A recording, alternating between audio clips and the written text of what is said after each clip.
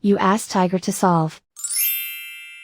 This deals with linear equations with one unknown. The final result is x equals 26. Let's solve it step by step. Simplify the expression. Group like terms.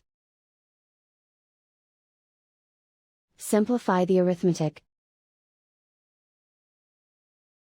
Group all constants on the right side of the equation. Add 2 to both sides. Simplify the arithmetic.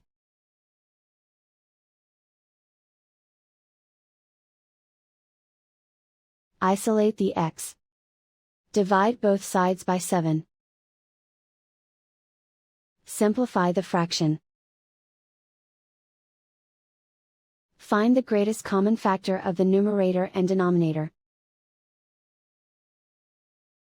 Factor out and cancel the greatest common factor. And so the final result is x equals 26.